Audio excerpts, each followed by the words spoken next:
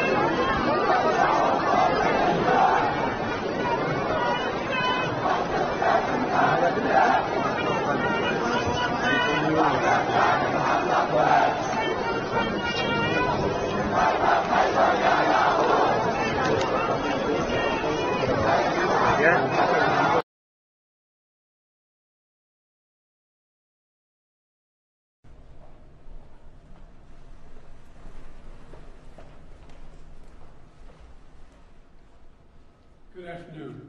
Today, the people of Israel are under attack, orchestrated by a terrorist organization, Hamas.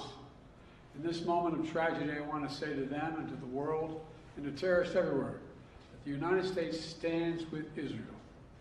We will not ever fail to have their back.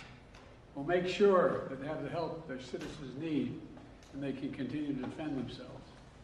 You know, the world's seen appalling images. Thousands of rockets in a space of hours raining down on Israeli cities. I got up this morning, started this at 7:30, 8 o'clock, my calls. Hamas terrorists crossing in Israel, killing not only Israeli soldiers, but Israeli civilians. In the street, in their homes, innocent people murdered, wounded, entire families taken hostage by Hamas.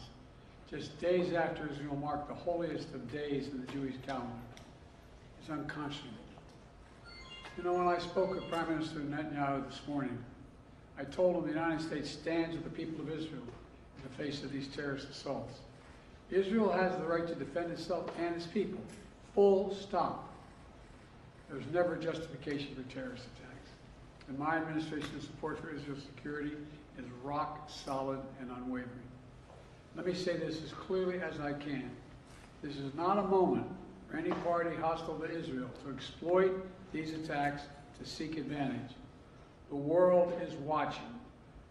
I've also been in contact with the King of Jordan, spoke with members of Congress, directed my national security team to engage with their Israeli counterparts, military to military, intelligence to intelligence, diplomat to diplomat, to make sure Israel has what it needs. I've also directed my team to remain in constant contact with leaders throughout the region, including Egypt, Turkey, Qatar, Saudi Arabia, Jordan, Oman, the UAE, as well as our European partners and the Palestinian Authority. It's also a terrible tragedy on a human level. It's hurting innocent people. Seeing the lives that have been broken by this, the families torn apart, it's heartbreaking. And Jill and I are praying for those families who've been impacted by this violence. We grieve with those who've lost their loved ones, lost a piece of their soul.